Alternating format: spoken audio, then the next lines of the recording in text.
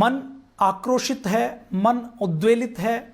एक film industry में serial बनाने वाली एक डायरेक्टर ने भारतीय सेना का अपमान करते हुए, भारतीय सैनिकों के परिवार का अपमान करते हुए एक अमेजन की ऑनलाइन सर्विस के ऊपर, प्लेटफॉर्म के ऊपर XXX के नाम से एक वेब सीरीज बनाई है। XXX, जिसके नाम के बारे में ही ये कहा जाता है कि ये नाम केवल पोर्न फिल्मों के लिए यूज किया जाता है, ये नाम केवल ब्लू फिल्मों के लिए यूज किया जाता है। अर्थात ऐसा XXX जिसका नाम ही ये है कि जिसको कोई सभ्य व्यक्ति घर के अंदर नाम नहीं ले सकता, इसका उच्चारण नहीं कर सकता।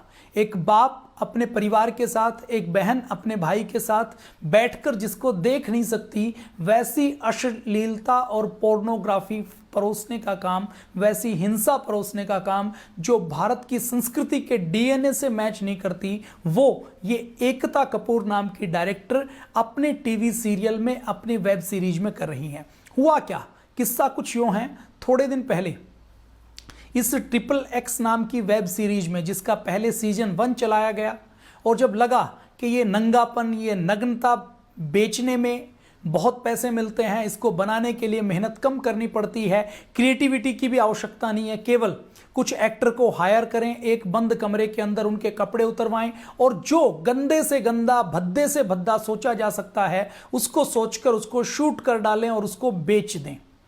ऐसे लोग जो इनको शूट करने वाले लोग हैं, इनकी मानसिकता भी सब कुछ उपलब्ध करवाने वाली, सब कुछ बेचने वाली जैसी मानसिकता ही बन जाती है। ऐसे लोग जो संस्कृति के अनुरूप आचरण नहीं करते, उनके इन कार्यों को किसी भी प्रकार से हम ठीक नहीं ठहरा सकते। इसके ऊपर गहरा मन आद्वेलित है। उस सीरियल में हदें पार करते हुए ये दिखाया गया कि भारतीय सैनिक, सेना के सिपाहियों की पत्नी उनकी अनुपस्थिति में अपने बॉयफ्रेंड को बुलाकर, सेना की वर्दी पहनाकर उनके साथ अश्लीलता करती हैं।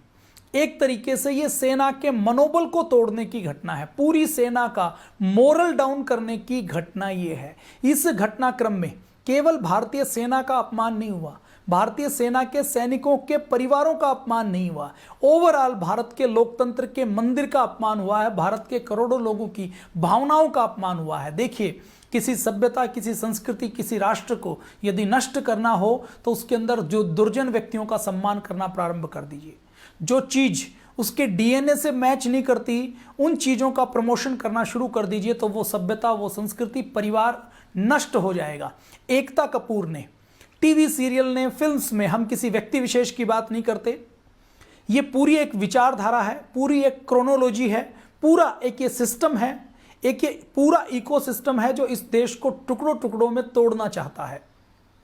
इस सिस्टम के तहत आप याद कीजिए 1992 का वो समय जब पहली बार सैटेलाइट टीवी आए थे।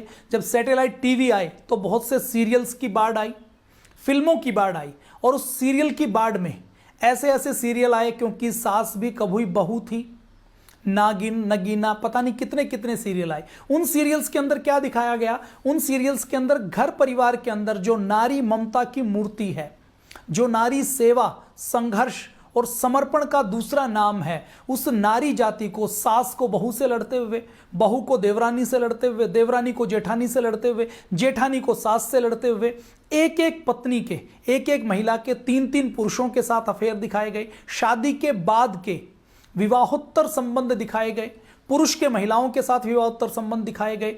अपने घर में ही अपने देवर, अपने ननद को रास्ते में हंसाने के लिए, रास्ते में फंसाने के लिए उसकी जासूसी करना, उसके लिए बाहर के व्यक्ति को सुपारी देना, ये सारी चीजें जो भारतीय दर्शन के साथ, भारत की परंपराओं के साथ मेल नहीं खाती, ये पिछले 25 सालों से लगातार परोसी जा रही हैं। और इन 25 सालों का हम डाटा देखते हैं तो इन 25 सालों में अपने देश में क्राइम बढ़ता जा रहा है। इन 25 सालों में जो रेप की घटनाएं हैं वो बढ़ती जा रही हैं। विडंबना ये है कि ये कुछ जो गैर जिम्मेदार मीडिया हाउस है, गैर जिम्मेदार टीवी चैनल हैं, गैर जिम्मेदार फिल्में हैं, गैर जिम्मेदार धारावाहिक हैं, वो निर्भया की मंदसौर के अंदर गैंग रेप की खबरें देंगे, और खबरों के बीच में जब ऐड आता है तो ऐड भी सन्नी लियोनी के कंडोम का ऐड आता है।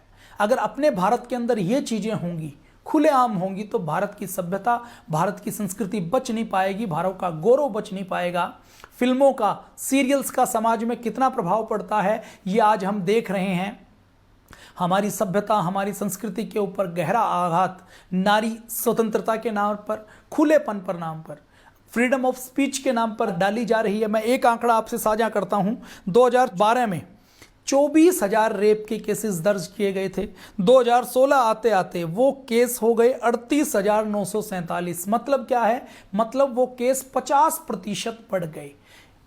खुले तौर पर कोई नहीं कह सकता, लेकिन एक बड़े वर्ग का देश का यह मानना है कि ऐसे केसेस बढ़ने में बड़ा योगदान फिल्मों के माध्यम से, सीरियल्स के माध्यम से, मोबाइल के माध्यम से जो अश्लीलता परोसी जाती है, जो पोर्नोग्राफी परोसी जाती है, उसका एक बड़ा योगदान है। इसमें 8 साल का एक बच्चा जब हरिश्चंद्र का नाटक देखता है तो मोहनदास करमचंद गांधी बन जाता है। पूरे जीवन में संकल्प ले लेता है कि मैं कभी झूठ नहीं बोलूंगा। और आज 8 साल के बच्चे को हरिश्चंद्र का नाटक देखने को नहीं मिलता। वो 8 साल का बच्चा माँ बाप का मोबाइल गलती से उठा लेता है, मोबाइल के ऊपर, इंटरनेट के ऊपर कहीं भी टच करता है, टैप करता है, तो कोई ना कोई पोर्न साइट या पोर्न एप्लीकेशन या गेम की एप्लीकेशन खुलती है। तो हम अपने नौनिहालों को, हम अपने देश के बचपन को, देश के युवाओं को, देश की जवानी को और देश के भविष्य को ऐसे बचा नहीं पाएंगे। तो ये सारा षड्यंत्र पूरे भारत के सामने चल रहा है। षड्यंत्र सीमाओं पर चल रहा है, सीमाओं के बाहर चल रहा है। देश के अंदर टुकड़े टुकड़े करने के लिए, देश का मोरल डाउन करने के लिए, देश को खंड खंड तोड़ने के लिए लगातार टुकड़े टुकड़े गैंग, एनजीओ गैंग ये काम कर रहे हैं। और अब जो इन्होंने कार्य किया है वो भारतीय सेना के मनोबल को तोड़ने का काम किया है। भारत की सेना का मनोबल, ये रेप की, ये जो सेना के अपमान की घटना, इसमें सेना में हमारा अशोक चक्र दिखाई दे रहा है। हमारे राष्ट्रीय प्रतीक, जिन राष्ट्रीय प्रतीकों के लिए हमारा एक सैनिक हंसते हंसते बलिदान कर जाता है, उन प्रतीकों का अपमान हो रहा है। और सबसे बड़ी बात, जब हमारा एक सैनिक हमारे देश में मोर्चे पर लड़ता है तो केवल वो सैनिक नहीं लड़ता, वो सैनिक तो बंदूक लेकर बॉर्डर के ऊपर दिखाई देता है, उसके पीछे उसका पूरा परिवार लड़ता है। उसकी पत्नी, उनकी माँ, उनकी बहन, उनका पिता, उनका पूरा परिवार उनको संबल देता है कि हमारी चिंता करने की आवश्यकता नहीं है, देश की चिंता करो, भारत माता की चिंता करो। घर में जो आप जैसे, हम जैसे लोग रहते हैं वो कल्पना कर सकते हैं, घर में खेती का काम, पशु बीमार, पशु का काम करना, रिश्तेदारियों का काम करना, शादी में जाना, विवाह के छोटे भाइयों और बहनों के कार्य निपटाना, बहनों के काम निपटाना, सामाजिक जिम्मेदारियों का निर्वहन करना, घर के अंदर दूध लाने से लेकर, बच्चों की पेरेंट्स मीटिंग में जाने से लेकर, बच्चों के ट्यूशन से लेकर, बच्चों को पढ़ाने से लेकर, अड़ोसी पड़ोसी के झगड़े से लेकर, माता पिता की बीमारी से लेकर, पत्नी के गर्भवती होने की, प्रेगनेंसी में हॉस्पिटल जाने से लेकर, एक नहीं ऐसे हजारों काम होते हैं जब घर के अंदर एक पुरुष की, घर के मुखिया की आवश्यकता पड़ती है। लेकिन इन सारी जिम्मेदारियों को निभाने का काम उस बॉर्डर के ऊपर लड़ रहे सैनिक की उपस्थिति में उसकी पत्नी निभाती है। और यदि उस पत्नी का अपमान होता है, उस सैनिक के परिवार का अपमान होता है, तो यह केवल एक सैनिक का अपमान नहीं है, सेना का अपमान नहीं है, राष्ट्र का अपमान है। इससे राष्ट्र का मनोबल नीचे गिरता है। देखिए, मिलिट्री साइंस, मिलिट्री साइकोलॉजी, सैन्य विज्ञान और सैन्य मनोविज्ञान ये कहता है कि युद्ध जितने भी होते हैं, उन युद्धों के मोर्चे पर सैनिक नहीं लड़ता, केवल हथियारों से लड़ाई नहीं होती, केवल संख्या के बल पर युद्ध जीता नहीं जाता, केवल किस सेना के पास कौन सी तकनीक है, कौन सी टेक्नोलॉजी है, इसके आधार पर भी विजय नहीं होती। युद्ध में विजय होती है मनोबल के आधार पर। फिल्म इंडस्ट्री और टीवी इंडस्ट्री और मीडिया का एक ग्रुप जो कहीं ना कहीं विदेशी शक्तियों से प्रभावित है, उनसे संचालित होता है, वो जब भी कोई ऐसी बात आती है तो उस समय सेना के ऊपर सवाल उठाने का, सेना को, राष्ट्रवादी व्यक्तियों को, राष्ट्रवादी संस्थाओं को, राष्ट्रवादी शक्तियों को कटघरे में उठाने का काम करते हैं। हमें उनसे सावधान होने की आवश्यकता है। और यदि सेना का कोई अपमान करता है तो हमें उस अपमान का विरोध करना है, उसका प्रतिकार करना है और सैनिकों के साथ खड़ा होना है। अपने भारत के अंदर विडंबना क्या है? अपने भारत के अंदर विडंबना यह है कि अपने भारत के अंदर जब हमारी परंपराओं का, हमारी मान्यताओं का कोई अपमान करता है तो हम उसको सहजता से स्वीकार कर लेते हैं। हमारे अंदर एक हिंदू फोबिक नाम की बीमारी हो गई है। हम अपने हिंदू समाज के अंदर, अपने भारतीय समाज के अंदर, हमारी वैदिक सनातन परंपराओं के अंदर जब कोई कमी निकालता है तो हम मौन होकर उसका समर्थन करते हैं। वो कमी नहीं भी है तो भी हम खुलेपन के नाम पर, बुद्धिजीवी होने के नाम पर, सेक्युलर होने के नाम पर उसके साथ खड़े हो जाते हैं। फिल्मों में जब गहने पहनकर, जेवर पहनकर बड़े बड़े मकान दिखाई दिए जाते हैं, जब बड़े बड़े घर दिखाई देते हैं, एसी दिखाई देते हैं, गाड़ियां दिखाई देते हैं, सुख संसाधन दिखाई देते हैं, तो हमारे देश में रिश्ते तोड़े गए इसी टीवी और सीरियल ने। परिवार, जो ज्वाइंट फैमिली, जो संयुक्त परिवार हमारे देश की एक बड़ी ताकत है। हमारे देश की बड़ी ताकत क्या है? हमारे देश की इकोनॉमी डाउन हो जाए तो भी हमारे देश के लोग भूखे नहीं मर सकते। क्यों? क्योंकि ज्वाइंट फैमिली है। ज्वाइंट फैमिली है, एक व्यक्ति यदि बेरोजगार हो भी गया तो पिता उसको खिला देगा, बड़ा भाई खिला देगा, छोटा भाई खिला देगा। घर में कोई बीमार हो गया तो घर का सिस्टम चरमराता नहीं है, चलते फिरते हुए उस बीमार व्यक्ति को संभालने का काम हो जाता है। घर में बच्चे हैं तो बच्चों को संस्कार देना है, तो दादाजी के पास, दादी जी के पास समय है तो वो उनको परंपराओं का, नैतिकता का, मोरल स्टोरीज के माध्यम से, हमारी पूजा पाठ की पद्धतियों से लाकर बड़े बूढ़ों का कैसे सम्मान करना है, एक दूसरे की रिस्पेक्ट कैसे करनी है, और खेल खेल में जीव जंतुओं के प्रति दया कैसे रखनी है, भारत माता का सम्मान कैसे करना है, धरती माता का सम्मान कैसे करना है, हमारी अनपढ़ दादी, नानी, दादा, नाना खेल खेल में उसको सिखा देते थे। उस संयुक्त परिवार को तोड़ने का काम ये टीवी सीरियल कर रहे हैं। भौतिकतावादी, जब कोई महिला टीवी के अंदर ड्रेस देखती है, साड़ी देखती है, गहने देखती है, एसी देखती है, फ्रिज देखती है, नए नए आधुनिक बंगले देखती है, तो उसको ये लगता है कि मेरे पास भी ये होना चाहिए, मैं भी अपनी सास के साथ, ननद के साथ नहीं रहूंगी। और एक दूसरे से साजिश षड्यंत्र करते हुए पूरे परिवार में, जो परिवार की मजबूती संबंधों के आपसी विश्वास में होती है, उस विश्वास के अंदर दीमक लगाने का काम ये टीवी सीरियल और फिल्म निर्माता कर रहे हैं। तो अपने समाज को तोड़ रहे हैं, समाज की मर्यादाओं को तार तार कर रहे हैं, हिंसा बढ़ा रहे हैं, क्राइम बढ़ा रहे हैं, रेप बढ़ा रहे हैं और सेना को तोड़ने का काम कर रहे हैं। सेना को तोड़ने का काम टीवी सीरियल्स कर रहे हैं। मीडिया का एक हिस्सा ऐसा जो सेना को रेपिस्ट कहता है। अपने भारत के अंदर यह विडंबना है कि अपने भारत के अंदर यदि कोई व्यक्ति खुलकर सेना की आलोचना करता है, हमारे सेना अध्यक्ष की आलोचना करता है, सैनिकों की आलोचना करता है, हमारे देश में ऐसे कुछ वामपंथी विचारधारा के युवा हैं जो जेएनयू में पिछले 12 साल से 15 साल से पढ़ाई कर रहे हैं, उनको एक लॉबी है जो प्रमोट करने का काम करती है और वो खुलेआम ये नारे लगाते हैं, ये कहते हैं कि भारतीय सेना तो रेपिस्ट है, भारतीय सेना बलात्कार करती है, मानवाधिकार के नाम पर सैनिकों को तंग किया जाता है, सैनिकों के ऊपर केस चलाए जाते हैं। और तो और हमारे देश में जो राजनेता हैं, जो पॉलिटिक्स करते हैं, जो संविधान की शपथ लेकर किसी पद के ऊपर बैठते हैं, चुनाव लड़ते हैं, चुनाव लड़ने के बाद मिनिस्टर बनते हैं, उसमें से मैं एक एग्जाम्पल आपके सामने देना चाहूंगा और मुझे बड़ा दुख है। दिल्ली में, दिल्ली की मुख्यमंत्री रही, उस मुख्यमंत्री के परिवार से एक व्यक्ति हमारे भारतीय सेना, लोकतंत्र के संविधान के अनुसार चलने वाली भारतीय सेना, भारतीय सेना जो दुनिया की सबसे अनुशासित सेना है, भारतीय सेना जो राजनीति में पार्टिसिपेट नहीं करती, भारतीय सेना जिसके अंदर अनुशासन और मानवीयता बहुत उच्च दर्जे का है, जिसके ऊपर, जिसने कभी भी कोई अमानवीय काम नहीं किया, उस सेना के बारे में, उस सेना के सेनापति के बारे में एक नेता कहता है कि सेना अध्यक्ष तो गली के गुंडे हैं। और दुख इस बात का नहीं कि उसने कह दिया, दुख इस बात का है कि यह कहने के बाद भी उनकी पार्टी उनके ऊपर कोई कार्रवाई नहीं करती। एक पार्टी जिसने 70 सालों तक इस देश के ऊपर राज किया, उस पार्टी के एक युवा को यदि उनका जिला अध्यक्ष ये कह देता है कि उसके अंदर योग्यता नहीं है, उसके अंदर कोई काबिलियत नहीं है, तो उस जिला अध्यक्ष को 2 घंटे के अंदर हटा दिया जाता है। लेकिन एक सेना अध्यक्ष के ऊपर यदि कोई आरोप लगाया जाता है तो उसके ऊपर कोई कार्रवाई नहीं की जाती। ये दुख की बात है, ये बड़े शर्म की बात है, ये अपमान की बात है।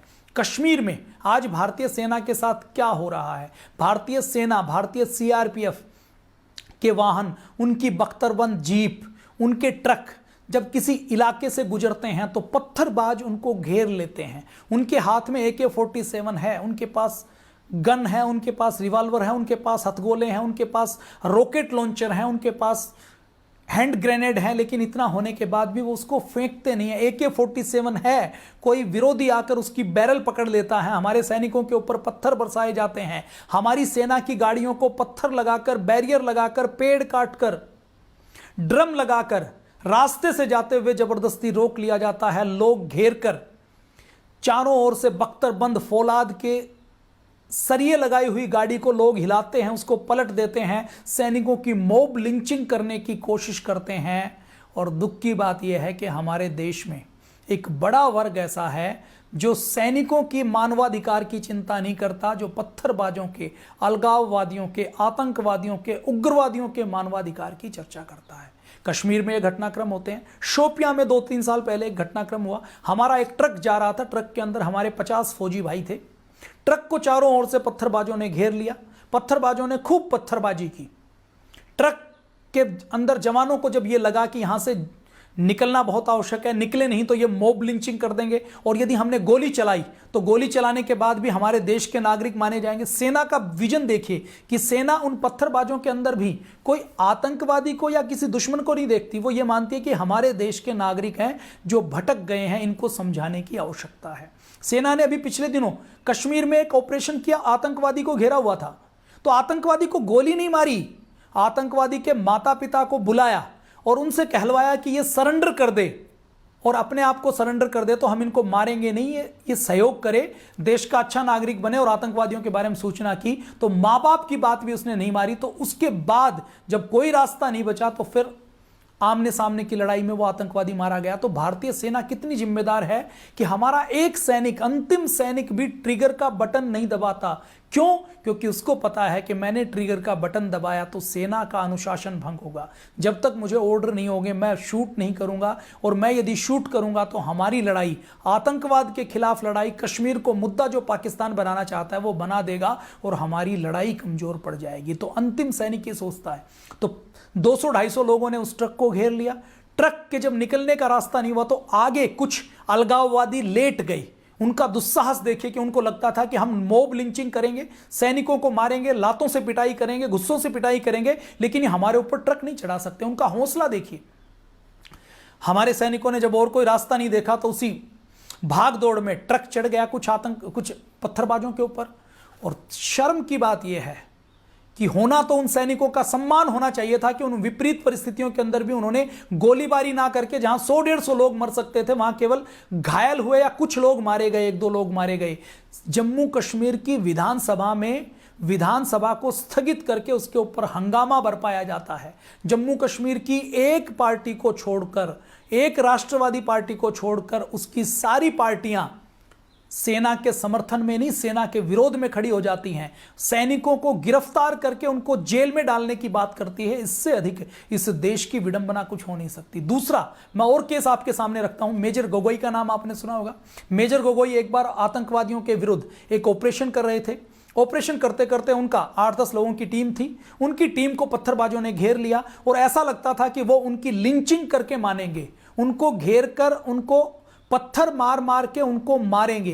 तो उन्होंने, देखिए, सैन्य मनोविज्ञान में, मिलिट्री साइंस में यह पढ़ाया जाता है कि यदि कहीं उलझ जाएं और उलझ कर यदि बचने की स्थिति नहीं हो तो किसी भी चीज को ढाल बनाकर बचा जा सकता है। तो उन्होंने उनमें से ही एक पत्थरबाज को अपना ढाल बना लिया, अपनी जीप के बोनट से बांध दिया और शांतिपूर्ण ढंग से अपनी टीम को बचाकर ले आए। कोई गोलीकांड नहीं हुआ, कोई किसी की जान नहीं गई। और उसको लाने के बाद फिर उसको पत्थरबाज को भी छोड़ दिया।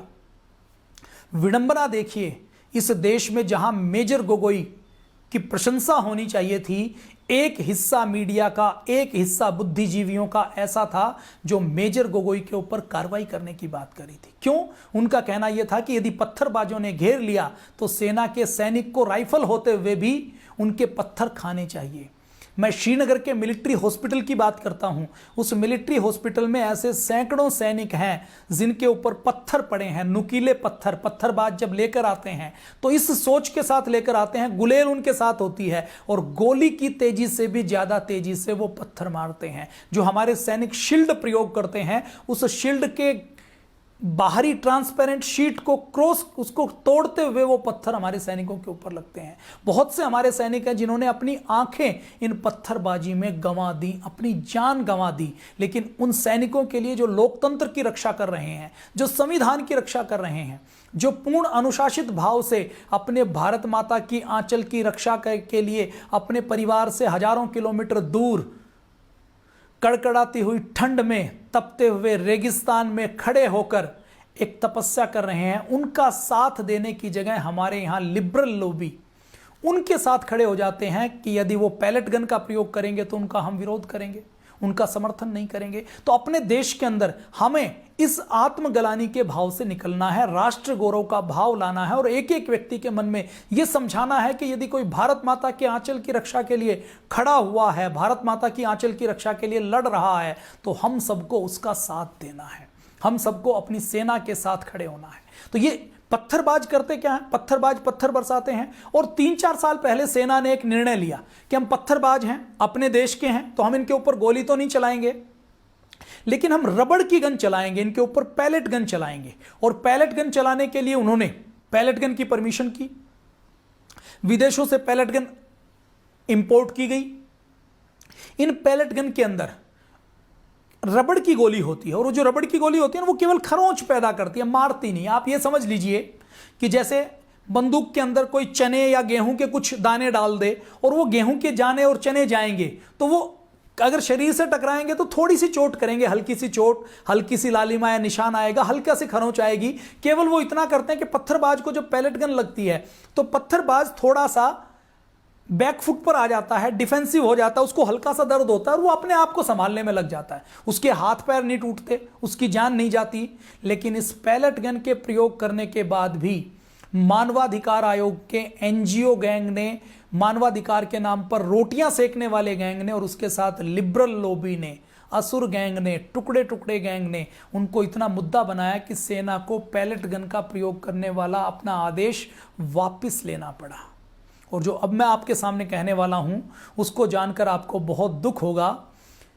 अपने देश में हमारे एक बीएसएफ के रिटायर्ड आईजी हुए हैं, उन्होंने एक बार एक बयान दिया। उन्होंने ये कहा कि पूरी दुनिया में किस देश में, आप बता दीजिए मुझे, कोई एग्जाम्पल दे दीजिए कि कौन सा ऐसा देश है जिस देश में सैनिकों के ऊपर पत्थर पड़ते हो। आगे वो कहते हैं कि यदि अपने भारत में किसी नेता के ऊपर कोई जूता फेंके, कोई अंडा फेंके, कोई कागज फेंके, कागज का गोला बनाकर भी फेंके तो उसको तुरंत गिरफ्तार कर लिया जाता है, शाही फेंके तो गिरफ्तार कर लिया जाता है, उसके ऊपर मुकदमा चलाया जाता है। लेकिन यह भारत की विडंबना है कि भारत के अंदर यदि आप सेना के ऊपर पत्थर फेंकते हैं, सुरक्षा बलों के ऊपर पत्थर फेंकते हैं, उनको पत्थर मारते हैं, तो जो संविधान की रक्षा कर रहे हैं, जो अपनी ड्यूटी कर रहे हैं, तो यहां पर पत्थर मारने वालों को गिरफ्तार नहीं किया जाता, बल्कि सेना के जवान को गिरफ्तार किया जाता है। वो सवाल करते हैं पूरे देश के सामने,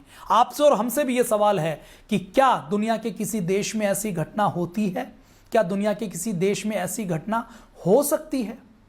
नहीं हो सकती। ये हमारे देश के अंदर हमें दबाव बनाकर ये काम करना है, अपनी सेना के साथ खड़ा होना है और अपनी सेना को बचाना है।